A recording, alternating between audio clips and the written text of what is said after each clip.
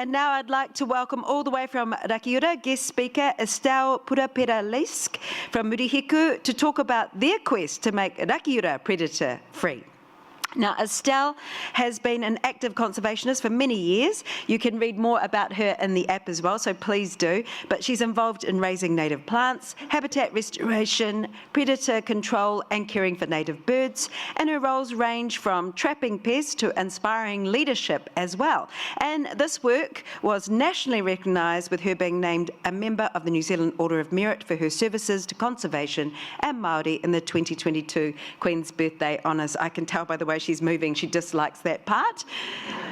It's because she is a person always doing the mahi as well. So please do read more about Estelle in our app. But meantime, we're lucky enough to have her right here to speak to this kaupapa because she's committed to ensuring the voices of Māori are heard and valued in conservation in Aotearoa me te waipounamu. Nau mai, piki mai, Estelle.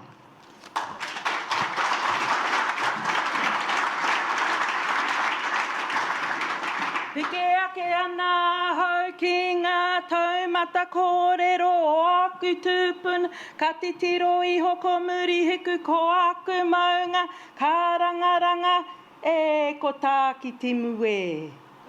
Ka toro te kataka heke ki te kare o waiao, ki te moano ka te māmoa, e ka whakawhiti atu ki Rakiura te punga o te waipounamu e.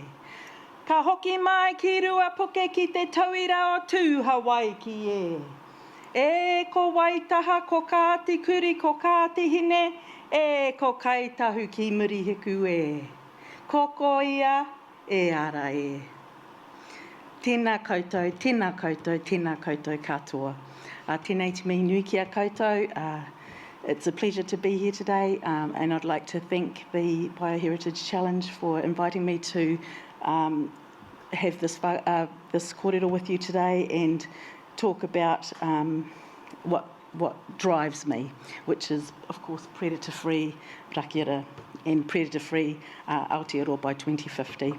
I was lucky enough to meet Rob Fennick back when I joined Predator Free 2050 Limited, and what an inspiration. So yes, I hail from the mighty metropolis of Bluff, but am currently living on Rakiura. I have whakapapa links to Rakiura that go back many generations, and I'm also married to a Stewart Islander. So yeah, lots of connections and lots of reasons to share this whakaaro today. Predator-free Rakiura. It's an ambitious and crazy, some would say, goal of eradicating 6 predatory species from Rakiura, the largest, third largest island in Aotearoa at 175,000 hectare. Can it be achieved?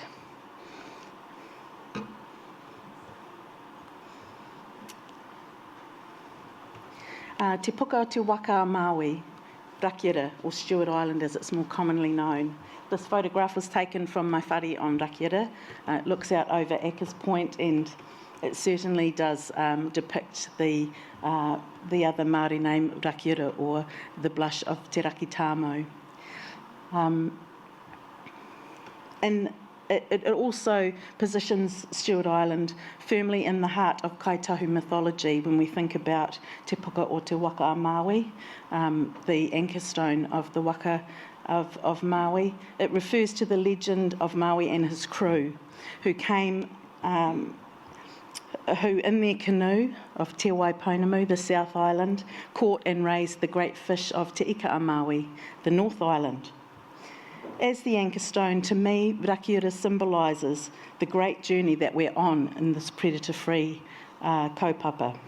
A predator-free Rakiura can and will be the anchor that holds the line for many of our taonga species like kakapo and kiwi, and it'll give them the safe haven they need to breed and to recover while we strive for the greater goal of predator-free Aotearoa by 2050. So it's really symbolic, isn't it, I think? So what are the species we're trying to eradicate from Rakiura? There are 6 species that are targeted for eradication, 3 species of rat, the kiori, the ship rat and the Norway rat, also the brush-tail possum, the feral cats and hedgehogs. So it's no mean feat. These introduced predators have had a massive impact ki uta ki tai on Rakiura over many, many generations. Rats arrived over 200 years ago to Rakiura and have plagued on the island ever since. Every time there's a mast season, the rats plague on Rakiura. Possums were introduced in 1890 and were so numerous by 1912 that the local settlers couldn't even grow vegetables. They were numerous throughout the Rakiura Valley, which is a huge valley in the middle of Rakiura on the island, and are now found right throughout Stewart Island, from the alpine tops to the seashore. Speaking of alpine tops, our endemic tuturi whatu, the southern New Zealand dotterel that only breeds on the mountaintops of Rakiura, is now considered critically endangered, with only 126 left. So these manu were once found over Hananui, Mount Anglin, Rakiura and the Tin Range. They are now in such small numbers that any intervention would be in the hope of saving this species.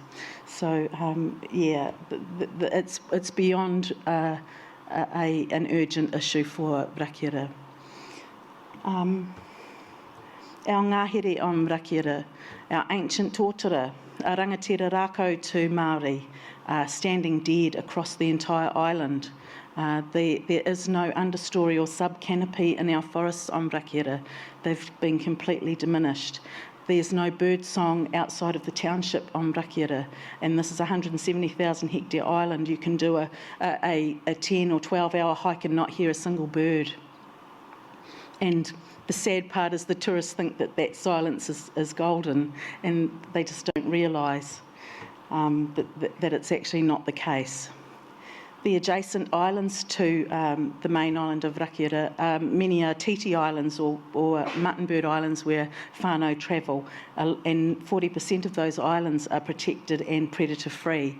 So we've got large numbers of birds thriving on these outer islands, only to come across to the main island to be cat food. So there's also projects like the Bluff Hill Motupohu Environment Trust doing predator suppression at large scale across the peninsula of Bluff, the port town that services Rakiura. This town, along with others on the mainland, will be part of the biosecurity program that we'll need to implement when we achieve predator-free Rakiura.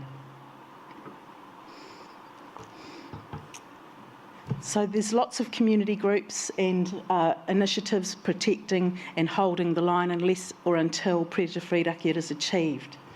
We have the Rakiura Titi Committee and the Rakiura Administering Body that established an incorporated society called Death to the Rat Incorporated, Ka Mate Ngā Kiori, and they for many years have been funding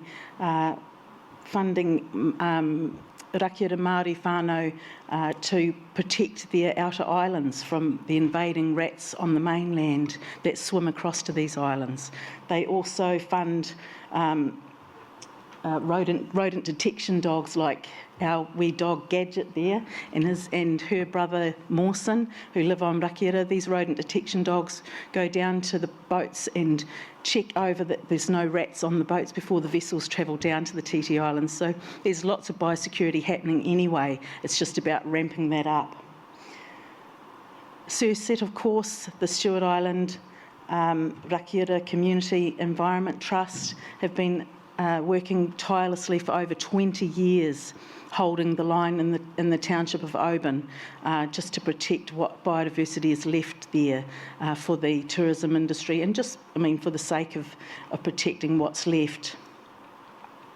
The Bluff Hill Motupohu Environment Trust, as I mentioned, doing amazing work over the last 15 years.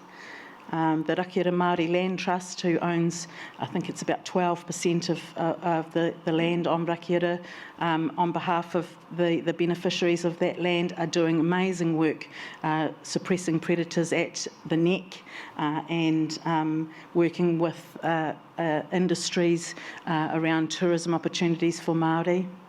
And of course, Te Papa Atawhai, the Department of Conservation, who are working tirelessly, sadly, monitoring decline over Rakiura.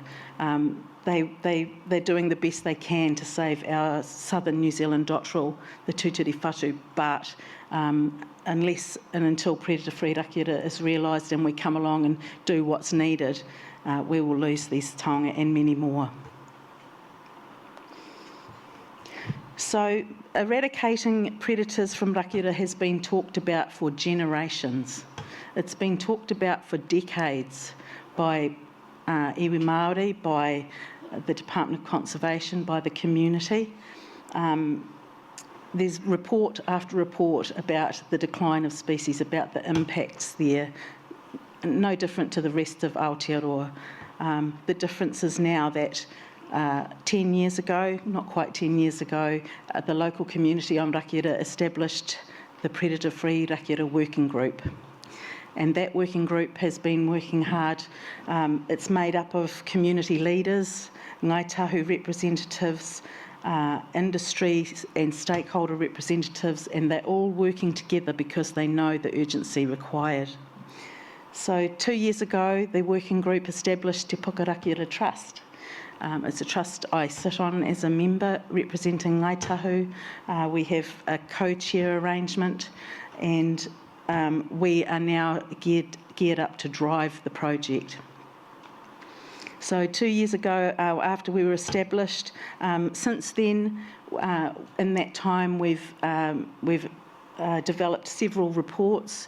We contracted a local Ngāi Tahu environment and policy and planning company called Koati, who are doing amazing mahi, holding wānanga on Rakiura with whānau hapu and iwi to look at what benefits and outcomes will come from predator-free Rakiura, given the gentrification of the island, and similarly to many other beautiful places where holiday homes are popping up everywhere but no people. So yeah, what does that look like for Ngāi Tahu whānui and mana whenua who want to live on this island? So we also the working group that was established has pivoted now to become the engagement and advisory group to predator-free to the Te Puka Rakiura Trust. So they're the conduit between the community and the trust, just keeping that community engagement happening with all of the stakeholders that they represent, and of course helping to drive the project from a community-driven level. I think it gives us more opportunity as far as funding goes if we're seen to be community-led, and we are community-led.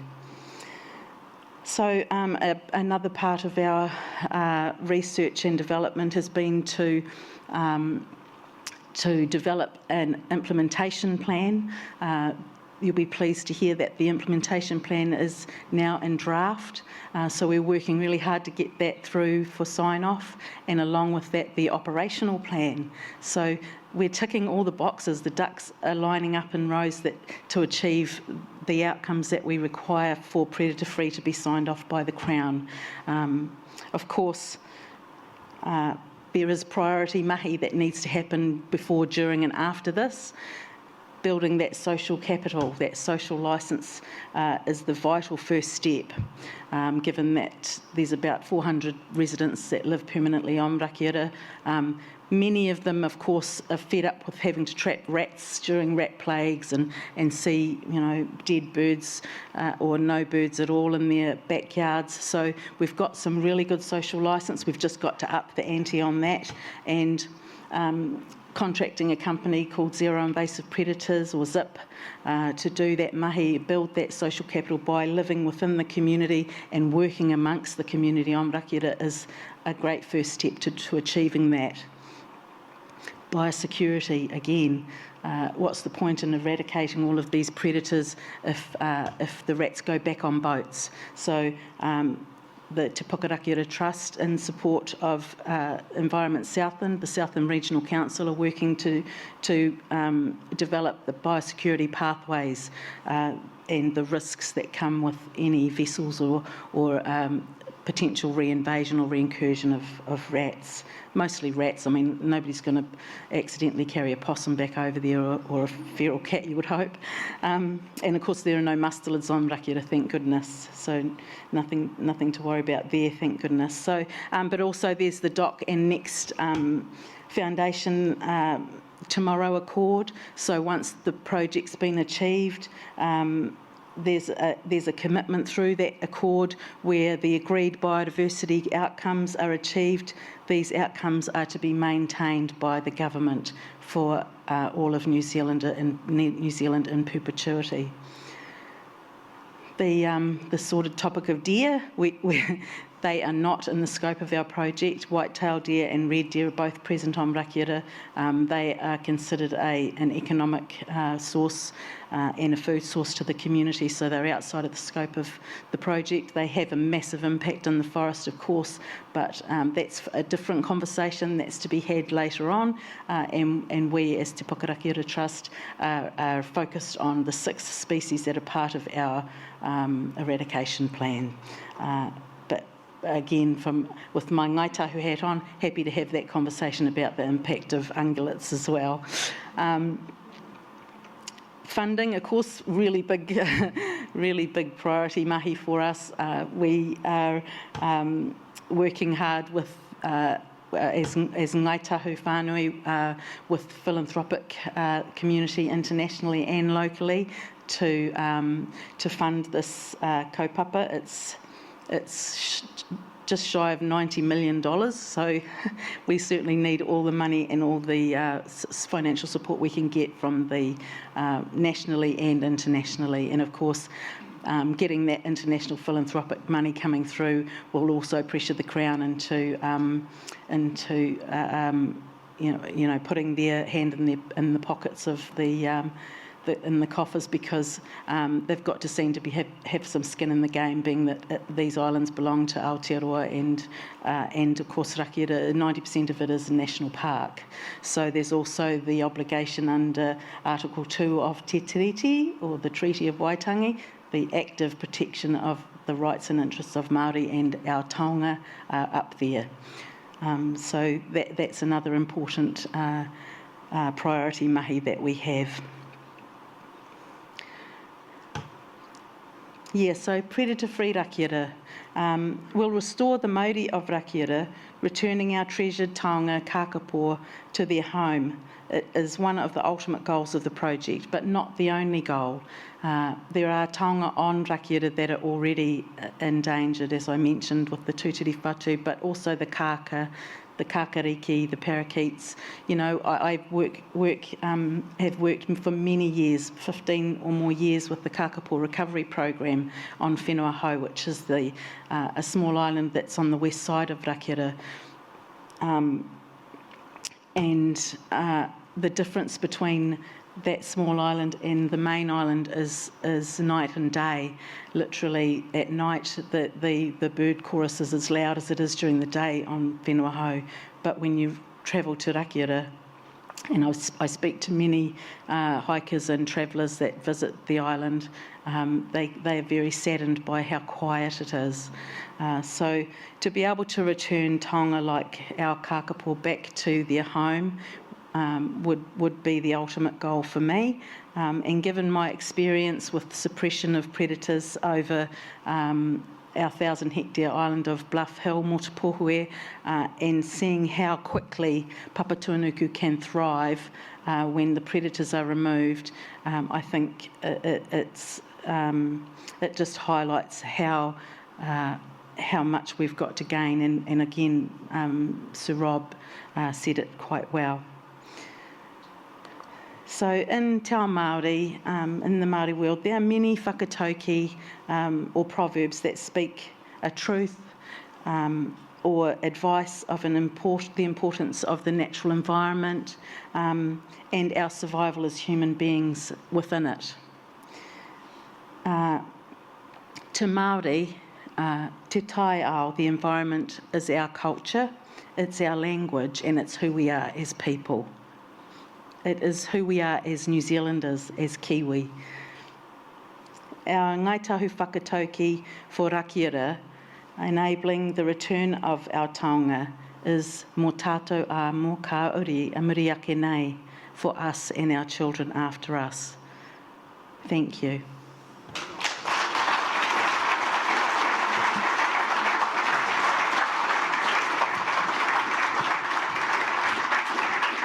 Tēnā koe te whanau ke tangi nei te ngākau. I'm quite shocked to hear that about birdsong on Rakiura. As ngaitahu, especially, this kōrero has not come to me e tangi an te ngākau. So kia kahara koe, kia kahara tātou. And so now we move into our panel.